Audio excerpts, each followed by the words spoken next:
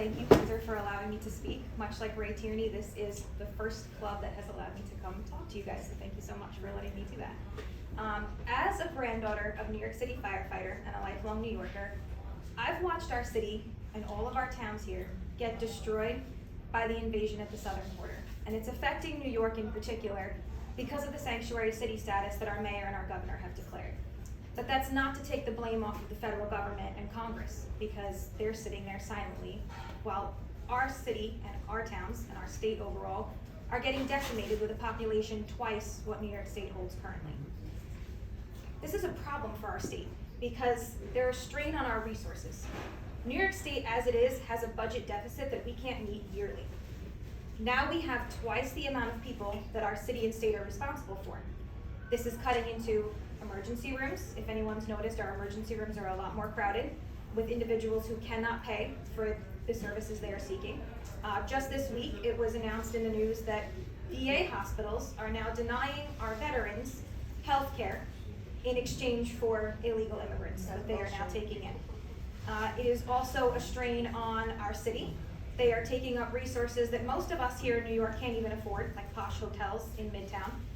We're building giant facilities to the tunes of millions of taxpayer dollars, only to find out that those facilities can't withstand our winter storms here in New York, and they are now taking over public schools in New York City and kicking students out of those schools to house migrants.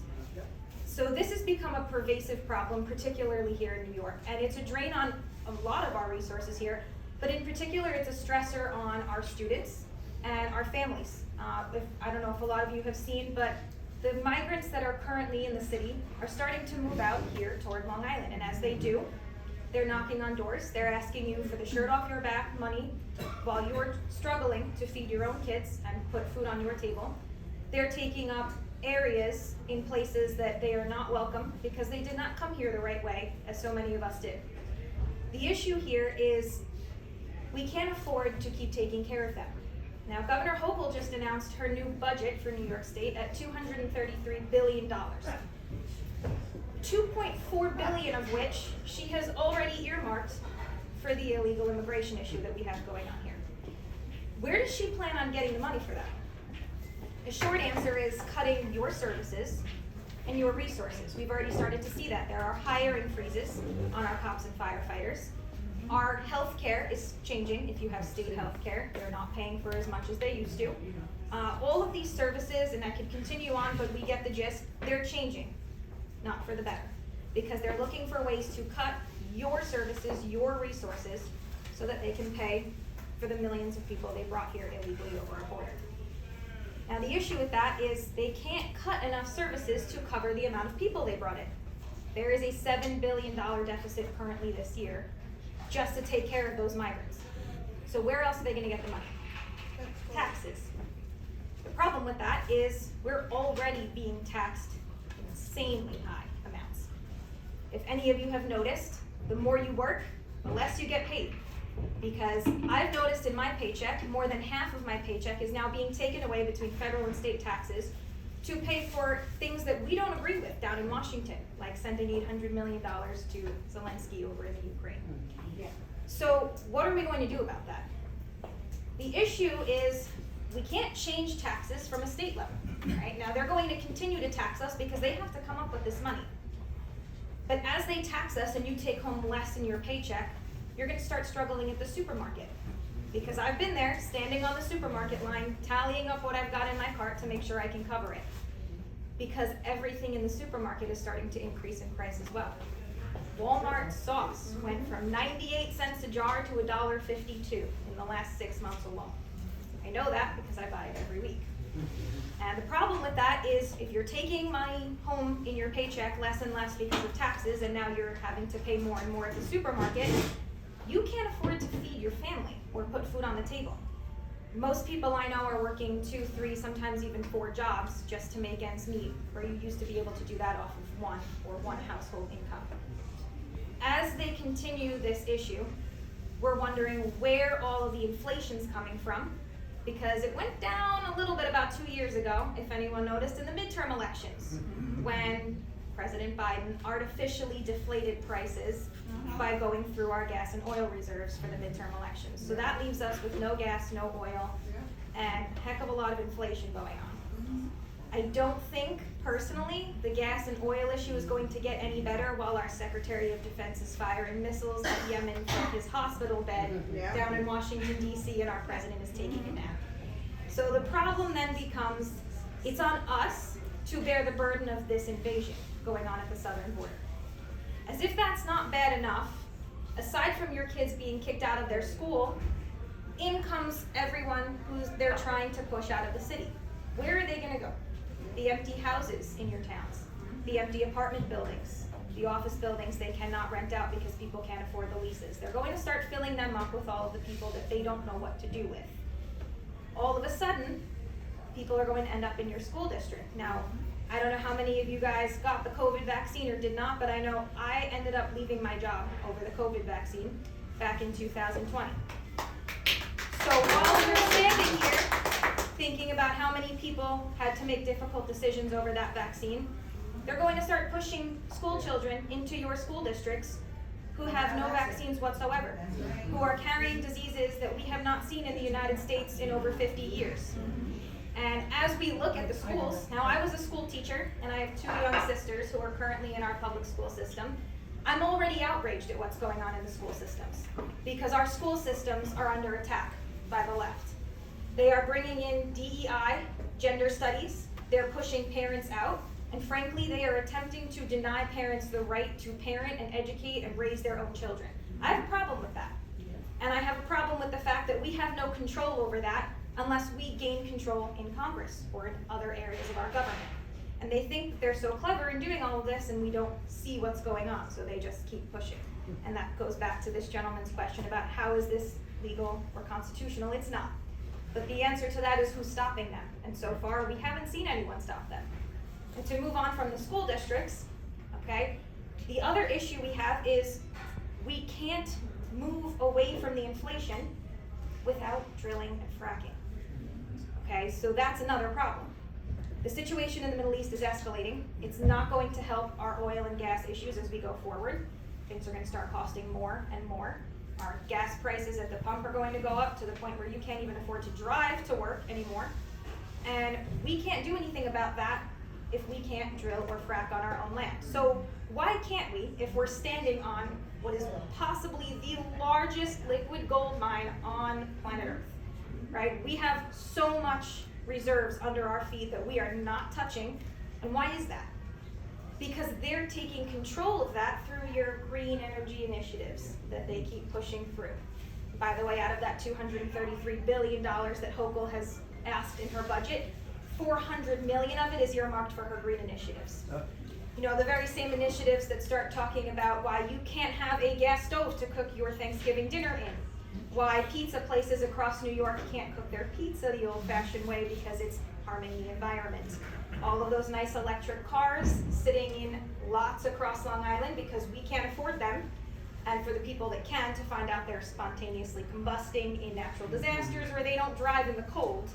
All of these things are showing the problems with the green energy, right? And by the way, if anyone wants to know more about the problems with renewable energy and resources, the America First Warehouse is hosting a speaker on January 25th. It is the former president of Mitsubishi.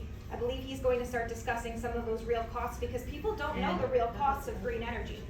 They keep peddling it, they push it, they describe how nice it is for the environment, and what you don't see is those large wind turbines and windmills that they're putting all over New York are actually killing our wildlife in the ocean, and they're destroying our land upstate. So how's that for your green energy when we could be fracking and oiling, right? And drilling from all of the things that we have under our feet that we can actually use to drive down inflation. Now, while they're peddling all the green energy and DEI at you, they're also ignoring some of the other problems that we have going on here, like crime. I was a former prosecutor, and I'm an attorney. I was a prosecutor in New York City, so I got to see firsthand what goes on with bad, failed policies like bail reform, and when you have incompetent DAs and attorney generals in office who choose not to prosecute the criminals. Instead, they prosecute their political opponents. And the issue we have going on now is we're seeing violent, rampant crime across cities all over the country, but particularly here in New York, because we have a few notorious people in charge who have decided that it's not worth it to prosecute the criminals. Instead, they want to let them hang out with you on the streets of New York City. Now, I grew up going into New York City from out here. My grandfather was a New York City firefighter. My parents both live and work here on Long Island, but we used to go into the city for everything. I have heard time and again in the last 8 months how many people live on Long Island that are afraid to travel into New York City because of the crime that's going on currently there. We haven't seen crime at this rate in decades in New York City, and it's due to the failed policies of the people we have in charge. Now, I've painted a very bleak picture of what New York and America as a whole looks like, and that's the point, right? It is a bleak picture. We've heard Donald Trump say it over and over. We can't afford to be quiet about these things anymore, because the more quiet we are, the things that we don't say, the more unconstitutional and illegal things they do, and no one's stopping it. I never intended to run for Congress, but I am sick of sitting on my couch, yelling at the people on the television who I elected that I would hope would do a good job, only to find out that they're doing exactly the opposite of what I thought they would do. The good news here is we have an opportunity to fix it. So how do we fix some of these problems? To start with, we cut federal spending. If you look into where most of our federal spending goes, it is to proxy wars and nations that frankly hate America. Yeah. Why are we funding terrorism and other nefarious activities internationally so they can come right back to our doorstep across the border and threaten our children and our families and our communities? If you cut federal spending, you would have the ability to build the wall, which is part of my intention when running for Congress, and start a massive deportation effort, because this country cannot handle the influx and frankly the widespread invasion of this country is really what's going on. It is not a group of people seeking asylum as much as CNN might want to tell you that. It is large groups of military-aged men being dumped on our border by every other country on the planet, because they've seen the weak leadership here, and they've seen that they can do that because our border is welded open, the hands of the Border Patrol have been tied, and no one is stopping it. So what are we receiving here? We're not seeing families seeking asylum. We're seeing military-aged men being dumped out of prisons. We're seeing criminals and traffickers from international countries on our doorstep that are about to be in your community, in your children's schools, and your churches, because that's where Mayor Adams wants to put them next, is your churches and your homes, if you will let him pay you a couple $100 to let a migrant take your spare bedroom. So we have to put a stop to this, right? And we can. We can close the border. We can build the wall if we cut federal spending, which is astronomical. Currently, Congress is fighting over what they're putting the money toward. Are we sending more toward proxy wars? Are we sending more toward terrorism? This is the fight they're having on the floor of Congress at the moment. If you cut federal spending, you have the ability to build a border wall and fund a task force that can deport most of the illegal immigrants that are currently here. Biden already put about 87,000 armed IRS agents out there to come after you for not paying your taxes the right way. We can take those people and shift them toward an ICE deportation unit. So that takes care of the border. But what do we do about the taxes and the inflation? The answer to that is fracking and drilling. We need to stop the green energy talk. We need people to understand exactly what green energy is and all of these renewables. Because, by the way, did anybody notice that Anthony Blinken, our Secretary of State, is currently in Davos discussing how he wants us to eat bugs to save the energy. But he flew there on a private jet, and his carbon footprint is larger than probably all of Long Island's combined. So you see where the hypocrisy is going there. So how do we do all of this in Congress, right? How does me running for Congress affect any of this? Well, you have the power to close the border because you have the power to cut federal spending. You have the power to put together an ICE deportation task force. You have the power to write legislation and laws that can bring back drilling and fracking on our own lands and stop buying oil from people who turn around and use that money for terrorism. We have the power to stop going after our citizens. Okay, we have another problem here with constitutional rights. I was at a January 6th event last week, January 6th, and the problem here is while we are not putting the real criminals in prison in New York City, we're putting people who were never charged with crimes in federal prison. And we're denying them their constitutional rights. But they're not the only ones being denied constitutional rights. They've been chipping away at our constitutional rights for many years now without us realizing. And we've hit a point where people are starting to realize because, unfortunately, regular citizens are getting that knock on the door by the FBI. Moms at school board meetings. Children who wrote memes about Hillary Clinton online are being put in prison because their constitutional rights are being taken away. So how we stop that is we write legislation to make sure our constitutional rights are protected. We repeal legislation like the USA Patriot Act that allows our government to spy on you, which they just signed again, by the way, even further to allow them to spy on you a little more. So long story short, there are ways to stop this, and that is my intention in running for Congress. Now, I am running against Andrew Garbarino, who has sat in this congressional seat for 2 terms and lied to us as Americans and gone down to Washington and then voted left on every policy that came up.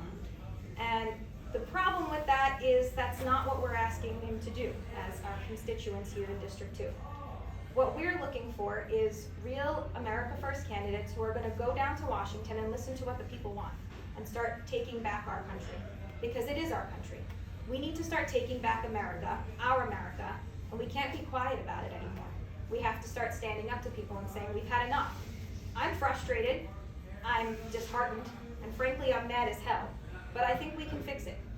And I look forward to the work and the challenge that entails, and I hope that you will join me on that journey. Thank you.